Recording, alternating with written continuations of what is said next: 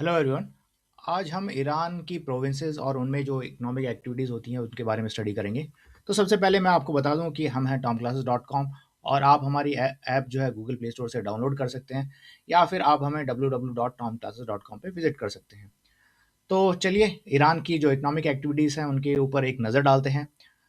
तो सबसे पहले ईरान की जो मेन इकोनॉमिक एक्टिविटीज़ हैं वो है petroleum and oil and gas products जो वो कि वर्ल्ड को एक्सपोर्ट करता है। तो ये जो बेल्ट है अगर देखें तो यहाँ से इलम, फिर हुआ खुजिस्तान, फिर बशर, फिर ये हॉर्मुज़गान, ये जो प्रोविंसेस हैं यहाँ से जो है ईरान अपनी ऑयल एंड जो पेट्रोलियम प्रोडक्ट्स है वो यहाँ से एक्सपोर्ट करता है। अब ये जो इलम है ये एक उभरता हुआ पेट्रोलियम का एरिया है ईरान के लिए। और खुजिस्तान जो है ये एक बहुत ही क्रिटिकल है क्योंकि मेजर ऑयल रिफाइनरीज और जो ऑयल रिजर्व्स है वो यहीं पे लोकेटेड हैं। बशर जो है ये एक गैस फील्ड है और यहाँ से जो है ना ईरान अपनी गैस जो है वर्ल्ड को सप्लाई करता है।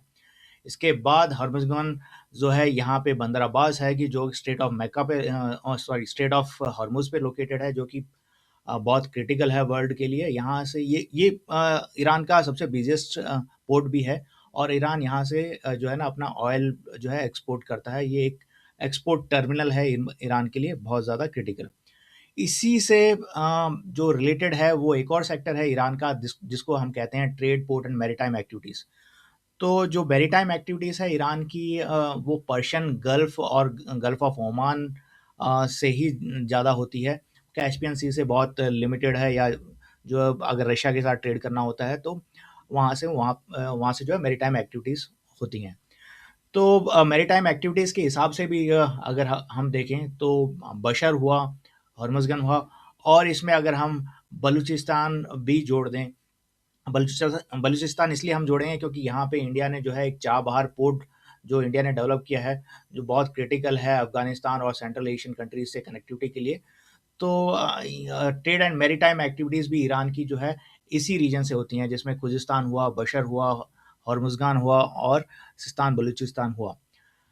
तो ये है ईरान का क्रिटिकल सेक्टर जहाँ से ईरान एक्सपोर्ट करता है अपने पेट्रोलियम प्रोडक्ट्स। तो अगला सेक्टर जो ईरान का है वो है मैन्युफैक्चरिंग सेक्टर।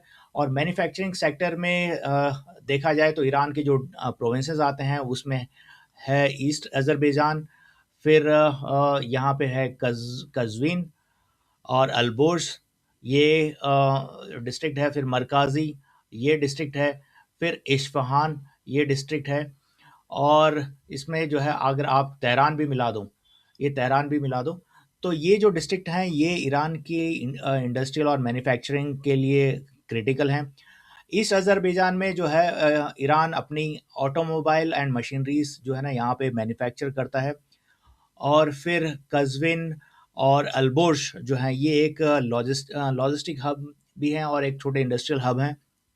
इसके बाद जो मरकाज़ी है, मरकाज़ी में जो है हैवी इंडस्ट्रीज़ मैन्युफैक्चर होती हैं ईरान की और यहाँ पे कई फैक्ट्रीज़ लोकेटेड हैं।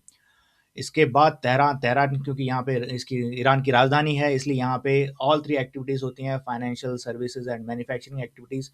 तो ये उस पॉइंट ऑफ व्यू से क्रिटिकल है। और अल्बोर्ज हम डिस्कस कर चुके हैं कि ये एक जो है इंडस्ट्रियल सबर्ब है। इसके बाद इस्फ़हान है, यहाँ पे टेक्सटाइल और स्टील इंडस्ट्रीज़ स्थित हैं ईरान की। तो ये हैं ईरान की जो मैन्युफैक्चरिंग इंडस्ट्रीज़। इसके बाद जो अगला सेक्टर है ईरान के लिए जो क्रिटिकल है वो है माइनिंग एंड मिनरल्स का। तो माइनिंग एंड मिनरल्स के लिए जो प्रोविंसेस इंपॉर्टेंट हैं वो हैं यज़द, किरमान, ये प्रोविंसेस। और फिर यहाँ पे ज़ंजान, ये एक प्रोविंस जो है ये इम्पॉर्टेंट है। और इसके बाद जो है साउथ का खोरासान, ये प्रोविंस इम्पॉर्टेंट है। और फिर शर्मान, ये प्रोविंसेस इम्पॉर्टेंट है। तो चलिए देखते हैं इनमें क्या-क्या होता है। ज़ंजान में जो है ना लेड एंड ज़िंक की माइनिंग होती है ईरान में। और यज़द में जो है ना स्टील एंड आयरन ओर की माइनिंग यहाँ से होती है। और किरमान में कॉपर और कोल की जो है ना माइनिंग होती है। इसके बाद शर्मान, शर्मान क्योंकि हमें पता है कि यहाँ पे डेज़र्ट ए कबीर है जो कि एक सॉल्ट लेक भी है वहाँ पे। तो इसकी वजह से यहाँ पे जिप्सम की माइनिंग होती है और अदर मिनरल्स जो रिलेटेड होते हैं वो यहाँ पे मिलते हैं। साथ ही साथ सॉल्ट की भी यहाँ पे जो है ना यहाँ पे प्रोसेसिंग होती है। इसके बाद है साउथ खोरसान। साउथ खोरसान में जो है ना अदर मिनरल्स और सेफ्रॉन जो है पाए जाते हैं। तो ये हुए मिनरल्स और मिनरल्स की बात। तो ईरान में जो अगला सेक्टर है वो है, हम देखें तो ट्रैवल एंड टूरिज्म का है। ट्रैवल एंड टूरिज्म के पॉइंट ऑफ व्यू से देखा जाए तो रज़वी खोरसान इम्पॉर्टेंट है, और फिर फ़ारस है, ये प्रोविंस इम्पॉर्टेंट है। इसके बाद हमादान और यहाँ पे कोम प्रोविंस है, ये इम्पॉर्टेंट है। तो और यज़द भी है, यहाँ पे जो है ना डेज़र्ट हेरिटेज म्यूज़ियम है। और रज़वी खोशान, हमादान और क़ौम, ये जो है ना ये एक रिलीजियस टूरिज़्म पर्सपेक्टिव से इम्पॉर्टेंट है ईरान के लिए। और तो ये जो है ना ये प्रोविंसेस जो है लाइक दैट जो टूरिज़्म है उसके लिए क्रिटिकल हैं। तो चलिए एक सेक्टर और बच जाता है ईरान का जो डिस्कस करने के लिए इम्पोर्टेंट है, वो है एग्रीकल्चर एंड अलाइड एक्टिविटीज़। तो एग्रीकल्चर एंड अलाइड एक्टिविटीज़ जो है ना ईरान की जो है मोस्टली वो कैस्पियन प्लेन्स में होती हैं। ये कैस्पियन प्लेन है, इस एरिया में जो है ना एग्रीकल्चर एक्टिविटीज़ होती हैं। तो इसमें जो प्रोविंसेस हो गए वो हो गए अर्दबिल, फिर यहाँ पे गिलान, फिर मज़ंदरिन, गलिस्तान और नॉर्थ खुर्सिस्तान। ये जो प्रोविंस है ये क्रिटिकल है ईरान की एग्रीकल्चर सेक्टर के लिए। यहाँ पे अगर हम देखें तो गिलान में क्या है, यहाँ पे टी और राइस जो है ना उगाए जाते हैं या वहाँ उनकी खेती होती है। मज़ंदरिन में राइस एंड फ्रूट्स की खेती होती है। तो यहाँ पे राइस एंड फ्रूट्स हैं। तो यानी कि देखा जाए तो गिलान और मज़ंदरान जो है ये राइस के कल्टीवेशन के लिए एक इम्पॉर्टेंट प्रोविंसेस हैं।